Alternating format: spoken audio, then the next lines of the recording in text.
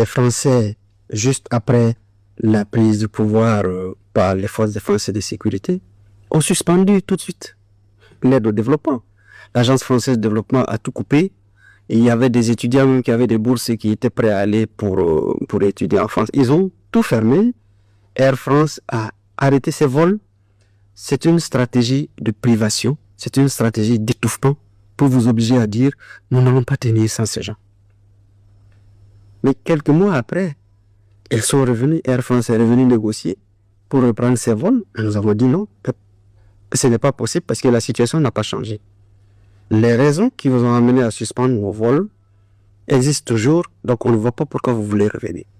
L'Agence française de développement est revenue pour dire oui, il y a des fonds qui restent, il faut qu'on puisse les utiliser. Nous avons dit, nous pensions que ces fonds étaient venus dans le cadre d'une solidarité réelle.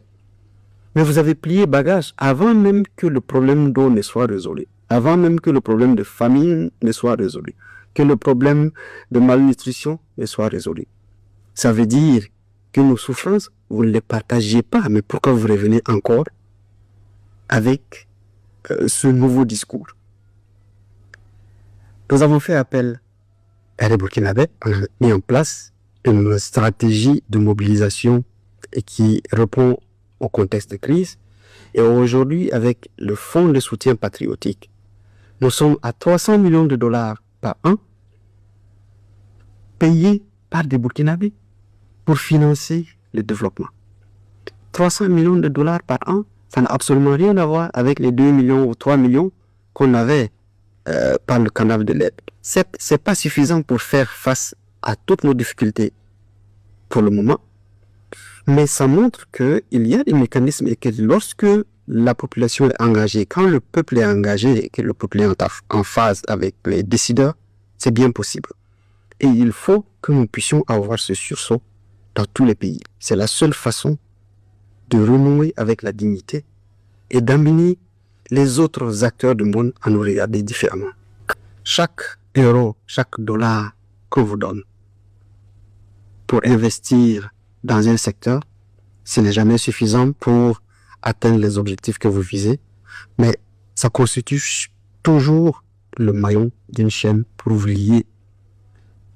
Un jour, on viendra vous dire, prenez cette posture, faites ci, cette loi, elle n'est pas bien dressée, il faut nuancer, il faut mettre un article qui concerne tel groupe de population, et donc c'est toujours lié. Il faut aller vers une démarche de partenariat équilibré. J'appelle par partenariat équilibré des relations où vous n'êtes pas confiné, où vous n'êtes pas obligé d'aller dans le choix forcément du partenaire, où vous avez la liberté vous-même de choisir vos modèles.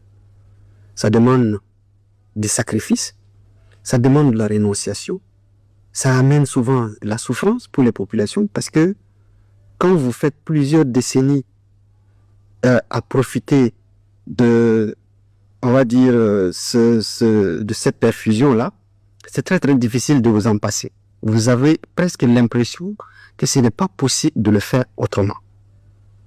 Parce que c'est douloureux, parce que c'est difficile. Il faut que vous puissiez travailler vous-même à trouver des mécanismes alternatifs de compensation. Et les ruptures, on vous montrera toujours que vous avez tort de rompre. Parce qu'on va vous fermer tous les robinets. C'est très difficile. Mais c'est seulement de cette façon qu'on peut renouer avec les capacités réelles. Ça amène à innover, ça amène à trouver d'autres sources, ça amène à aller creuser et trouver l'énergie au fond de nous.